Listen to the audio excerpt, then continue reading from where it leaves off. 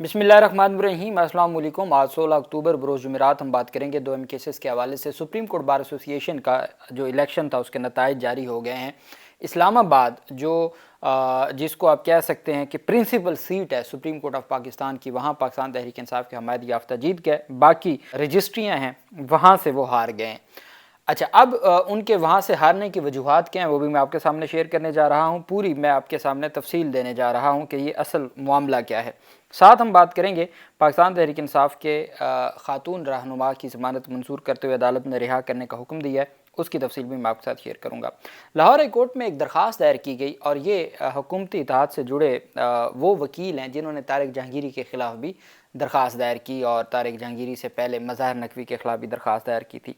वो ये दावा करते हैं कि उन्होंने लाहौर हाई कोर्ट में एक दरख्वास्त दायर की है। शरीफ ख़ानदान से जुड़े उनके किसी दोस्त की एक प्राइवेट हाउसिंग सोसाइटी है और उसने मुख्तलिफ अराज़ी के ऊपर नाजायज़ कब्ज़ा करके फैसलाबाद में कोई सोसाइटी बनाई जा रही है। वो दावा करते हैं कि जस्टिस अहमद नदीम अरशद ने समाअत की और कहते हैं जी कि ये मुख्तलिफ वहाँ के रहने वाले लोग थे, उनकी दरख्वास्तें थीं। लाहौर हाई कोर्ट में ये दरख्वास्त थी और ये देहातियों की जानिब से दरख्वास्त थी कि जो वहाँ पे सोसाइटी बनाई जा रही है वो सोसाइटी देहातियों की ज़मीनों पर गैर कानूनी कब्ज़ों के ज़रिए बनाई जा रही है। फैसलाबाद में वो कहते हैं जी कि जो उस सोसाइटी है वो कायम की जा रही है देहातियों के लिए सदियों से कायम एक सरकारी रास्ते पर एक फ़्लाई ओवर की तामीर शुरू कर दी है। वो देहात के लोगों का रास्ता है, वहाँ पे फ़्लाई ओवर बनाया जा रहा है उस सोसाइटी के लिए। देहातियों की दरख्वास्तों पर वो कहते हैं कि ज़िले इंतज़ामिया ने दरख्वास्त में ये दावा किया गया लाहौर हाई कोर्ट में जस्टिस अहमद जो नदीम अरशद की अदालत में ये दावा किया गया कि देहाती जब वहाँ पे एक private housing society fly over बना रही थी देहातियों का सरकारी रास्ता बंद करके, तो कहते हैं कि जी हम मामला लेके गए फैसलाबाद की ज़िले इंतज़ामिया के पास। ज़िले इंतज़ामिया ने फ़्लाई ओवर को मिसमार कर दिया और सोसाइटी इंतज़ामिया के ख़िलाफ़ कार्रवाई के लिए भी लिखा कि इनके ख़िलाफ़ कार्रवाई की जाए। वो कहते हैं कि इंतज़ामिया के एक्शन के बाद जो सोसाइटी मालिक थे उन्होंने शरीफ ख़ानदान के पास जो है ना मुलाकात की, जाती उम्रा उनकी मुलाकात हुई।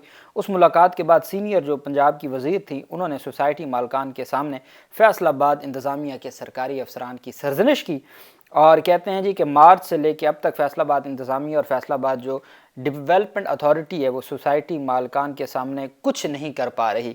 हाई कोर्ट के अदालती जायज़ा के लिए सियासी असर व रसूख के दस्तियाब दस्तावेजी सबूत भी दरख्वास्त के साथ मुंसलिक किए गए। बताया गया कि सियासी असर व रसूख की वजह से सोसाइटी इंतज़ामिया ने दोबारा सरकारी रास्ते पर कब्ज़ा शुरू कर दिया। सोसाइटी मालिक ने दोबारा सरकारी रास्ते पर फ़्लाई ओवर की तामीर शुरू की है। सरकारी महकमे एक दूसरे पर ज़िम्मेदारी डालने की आड़ में गैर कानूनी सोसाइटी की सहूलतकारी कर रहे हैं। लाहौर हाई कोर्ट से इस्तदा की गई कि वो जो गैर कानूनी सोसाइटी है जो शरीफ ख़ानदान के करीबी दोस्त की है और जिस वजह से वो वहाँ पे एक दफ़ा उस फ़्लाई ओवर को मिसमार करने के बाद दोबारा वहाँ पे फ़्लाई ओवर बनाया जा रहा है, उस पर कार्रवाई की जाए। अदालत ने कमिश्नर फैसलाबाद और director general Faisalabad development authority को नोटिस जारी करते हुए 24 अक्टूबर तक तफसीली जवाब मांग लिया है। ये मियाँ दाऊद की जानिब से बहुत बड़ा इल्ज़ाम लगाया गया है पंजाब हुकूमत और शरीफ ख़ानदान पर, नवाज शरीफ वगैरह पे, और उसकी पूरी तफसीलात अदालत के सामने रखी हैं और फिर बाकायदा सोशल मीडिया के ऊपर भी उन्होंने इसको जो खुद जिनके बारे में ये कहा जाता है वो खुद जो है वो अदालत में गए हैं और उन्होंने वहाँ पे वो तस्वीर भी साथ लगाई हैं जो शरीफ ख़ानदान के साथ उनकी मुलाकातें वगैरह या मीटिंग्स वगैरह थी। उनकी जो फैसलाबाद की कोई सोसाइटी थी प्राइवेट हाउसिंग सोसाइटी, तो ये सूरत हाल है। ये अदालत में समाअत हुई। पाकिस्तान तहरीक इंसाफ की खातून रहनुमा उनकी ज़मानत मंजूर कर ली गई है। उनके ख़िलाफ़ 2 मुकदमात थे। एक उज़्मा बुखारी केस था और उज़्मा बुखारी की मुबैना नाजेबा वीडियोस का शेयर करने का एक केस था। एक रियासत मुखालिफ केस था। मकामी अदालत में रियासती इदारों के ख़िलाफ़ ट्वीट के मुकदमे में फ़लक जावेद की ज़मानत मंजूर हो गई। जो सनम जावेद की बहन है उनकी ज़मानत मंजूर हुई है। अब जानते हैं कि 16 दिन जिस्मानी रिमांड गुजारने के बाद उनको जुडिशल किया गया, वहाँ से उनकी कस्टडी ले ली गई दहशतगर्दी के एक मुकदमा में, 14 दिन का उधर रिमांड मिल गया और 16 दिन का जिस मुकदमे में रिमांड मिला था 1 हफ़्ते बाद उसमें ज़मानत हो गई। लाहौर की सेशन अदालत में रियासती इदारों के खिलाफ ट्वीट के मुकदमा में समाअत हुई। फ़लक जावेद की ज़मानत मंजूर की गई है। अदालत ने वकला के दलाइल मुकम्मल होने के बाद महफूज फ़ैसला सुना दिया। एडिशनल सेशन जज साहब थे साजिद अहमद चौधरी साहब, उन्होंने ज़मानत बाद गिरफ्तारी पर समाअत की। फ़लक जावेद के ख़िलाफ़ NCCIA ने यह मुकदमा दर्ज किया था और अब अदालत की जानिब से जो है वो कार्रवाई ज़मानत मंजूर करते हुए इस मुकदमे में उनको रिहा करने का हुक्म दिया। अभी वो जो उस्मा बुखारी केस है उसमें अभी उन्होंने ज़मानत दायर नहीं की। एक एक करके ना, ज़मानत का एक तरीका होता है कि पहले एक मुकदमे में ज़मानत करवाएं, फिर दूसरे मुकदमे में ज़मानत होगी, फिर वो सिलसिला चूँकि अब उनकी एक के बाद एक गिरफ़्तारी का सिलसिला शुरू हो गया है। सनम जावेद को भी गिरफ़्तार कर लिया गया था और इनको भी गिरफ़्तार किया गया और ये सिलसिला फिर अभी आगे बढ़ेगा। अब हम आ जाते हैं, सबसे पहले तो मैं आपके सामने एक प्रेस रिलीज़ रखने जा रहा हूँ पाकिस्तान बार कौंसिल की। पाकिस्तान बार कौंसिल इस वक्त कौन है? एक बात याद रखिएगा कि Pakistan bar council direct election नहीं होता। मेंबरान पंजाब बार कौंसिल, मेंबरान KP bar, Khyber Pakhtunkhwa bar council, Balochistan bar council, Sindh bar council, Islamabad bar council, ये वोट करते हैं। एक सेनेट का जैसे है ना, सूबाई और वफाक कौमी असम्बली का वोट होता है, तो वो डायरेक्ट इलेक्शन नहीं होता, इनडायरेक्ट होता है। पाकिस्तान बार का भी इनडायरेक्ट इलेक्शन होता है, पंजाब बार का या सूबाई बार कौंसिल का डायरेक्ट इलेक्शन होता है। अब जो इनडायरेक्ट इलेक्शन ऐसे ही है कि जैसे पाकिस्तान मुस्लिम लीग नून की हुकूमत ने एक कानून पास किया है बल्दियाती कि गैर जमाती इलेक्शंस होंगे, उसके बाद फिर 1 महीने में आपने जमात में शामिल होना है। वो शामिल कैसे होते हैं? फिर हर तरह के मामलात देख के। इसी तरीके से जब सेनेट का पाकिस्तान बार कौंसिल का किसी को मेंबर बनाया जाता है तो उसमें फिर आप मेंबरान को लेते हैं और फिर वो सारी चीज़ें भी चलती हैं, जो हर तरह के जो टैक्टिक्स हैं वो यूज़ होते हैं। अब मैं आपके सामने रखने जा रहा हूँ, ये कोई पुरानी नहीं है, ये जनाबे वाला 6 सितंबर 11 जनवरी 2025 से 6 सितंबर 2025 तक की ये डिटेल इनरोलमेंट कमेटी की जो तफसील बयान की गई है। इनरोलमेंट कमेटी वो है जो जिसने सुप्रीम कोर्ट के वकला को करना होता है, इनरोल करना होता है। Detail of meetings of enrollment committee held from 11th January 2025 to 6th September 2025। जनवरी से सितंबर, अभी ये जो सितंबर गुजरा है ये 9 महीनों की रिपोर्ट है। अच्छा, अब आप, और इसको हेड करने वाले हैं जस्टिस जमाल मंदोखेल साहब, उनके साथ मेंबर थे एहसन भून साहब और कल्बे अब्बास साहब, सीनियर एडवोकेट हैं। कल्बे अब्बास साहब वो पाकिस्तान बार कौंसिल के मेंबर है। अच्छा, अब वो दोनों एहसन भून साहब और कल्बे अब्बास साहब वो तारड़ साहब ग्रुप के हैं, ठीक है, तो वो दोनों तो एक पेज पे हो गए। अब इन्होंने हाई कोर्ट के वकीलों का इनरोलमेंट करनी होती है, लाइसेंस जारी करना होता है सुप्रीम कोर्ट का, जिन्होंने आज वोट किया। अब ये जनवरी 2024 से लेके जनवरी 2025 से लेके सितंबर 2025 तक कितने वकीलों को जारी किया गया, ये मैं आपके सामने पाकिस्तान बार कौंसिल की रखने जा रहा हूँ प्रेस रिलीज़। और फिर आप आज के इलेक्शन को भी देखिएगा। डेट पहली जो है ना जो है वो कराची में मीटिंग हुई, 11 जनवरी 2025 को कराची में हुई। 15 लोगों को कंसीडर किया गया, जिसमें से 7 लोगों को इनरोलमेंट लाइसेंस जारी कर दिया गया, ठीक है। 12 अप्रैल 2025 को इस्लामाबाद में हुआ, 21 लोगों को कंसीडर किया गया, 11 लोगों को इनरोल किया गया। अब जिन 11 लोगों को इनरोल किया गया और वो इस कमेटी ने किया, एक जज साहब तो चूँकि गैर जानिबदार, जज हमेशा गैर जानिबदार होते हैं, वो तो एक अलग मामला है, लेकिन जो बार सियासी रहनुमा हैं उनकी जो 2 हैं, उनकी राय किस तरफ जाएगी या वो किन को इनरोल करवाना चाहेंगे, अपनी पॉलिटिकल जो सियासत है उसको भी आप माइंड में रखिएगा। तीसरा वो कहते हैं 19 अप्रैल को इस्लामाबाद में मीटिंग हुई, 20 लोगों को कंसिडर किया गया, 14 की मंजूरी दे दी गई, उनको इनरोल किया गया। फिर सेकंड राउंड, ये फर्स्ट राउंड ऑफ इंटरव्यू था 2025 का। सेकंड राउंड ऑफ इंटरव्यू में कहते हैं जी कि 22 जुलाई 2025 को क्वेटा में हुआ, 32 को कंसिडर किया गया, 31 को इनरोल कर दिया गया, ठीक है। उसके बाद 23 जुलाई 2025 को क्वेटा में इलेक्शन हुआ, मीटिंग हुई, 34 को कंसिडर किया गया, उनमें से 32 को इनरोल कर दिया गया। क्वेटा में तो आप समझे 100/100 रिजल्ट है। फिर 28 जुलाई 2025 में कराची में मीटिंग हुई, 20 लोगों को कंसिडर किया गया और 12 लोगों को इनरोल किया गया। इसी तरीके से 29 जुलाई को कराची 20 को कंसिडर किया गया, 12 को इनरोल किया गया। 30 जुलाई 2025 कराची 22 को कंसिडर किया गया, 16 को इनरोल किया गया।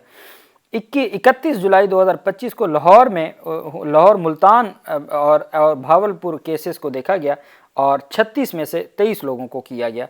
और इसी तरीके से 1 अगस्त को लाहौर मुल्तान देखा गया, 35 में से 23 लोगों को कर दिया गया, इनरोल कर दिया गया। उसके बाद 2 अगस्त 2025 लाहौर में भावलपुर जो केसेस हैं, 36 में से 24 लोगों को इनरोल किया गया। फिर 4 अगस्त को इस्लामाबाद में हुई, 38 में से, ये खैबर पख्तूनख्वा की थी, 38 में से 32 हुए। پھر 5 اگست کو اسلام آباد میں خیبر پور اور کے پی کے ملتان اور بھاولپور کے تھے، 38 میں سے 34 ہوئے۔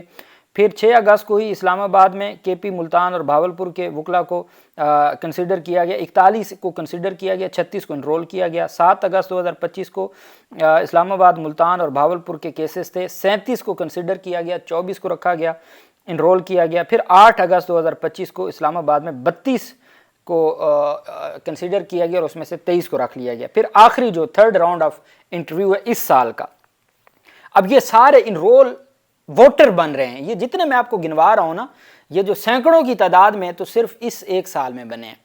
اچھا، 23 اگست 2025 کو ہوا، ابھی یہ جو اگست گزرا ہے، 23 اگست 2025 کو اسلام آباد میں کے پی کے کیسز کو دیکھا گیا، 25 میں سے 21 کو۔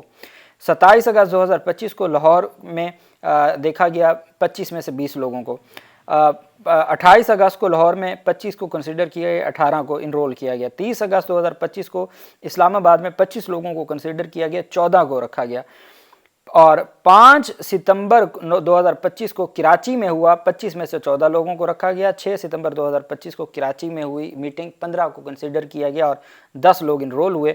617 لوگوں کو جنوری 2025 سے لے کے اور جو سپٹمبر 2025 تک 3 رکنی کمیٹی ہے، انہوں نے سپریم کورٹ کے لائسنس دینے ہیں، ان کے انٹرویو کرنے ہیں۔ ان 3 رکنی کمیٹی نے جنوری سے ستمبر تک 617 وکلا کو کنسیڈر کیا، ان میں سے 453 کو لائسنس جاری کیا۔ یہ صرف یہ جنوری کے بعد کے 26ویں ترمیم کے بعد کے یہ جو ہے وہ انرولمنٹ ہے، کتنے؟ 450 سے زائد۔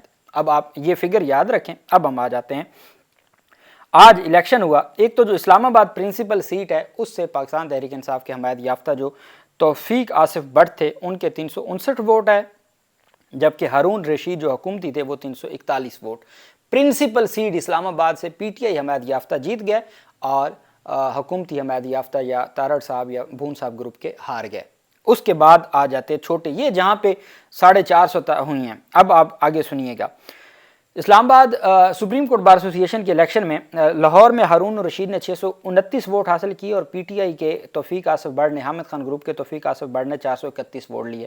سیکرٹری کی نشست پر آسمہ جہانگیر کے جو ملک زاہد اسلم تھے انہوں نے 596 لیے اور میاں عرفان اکرم نے 441 لیے۔ کراچی میں ہارون رشید نے 195 لیے اور توفیق آصف نے 185 لیے جو حامد خان گروپ کے تھے۔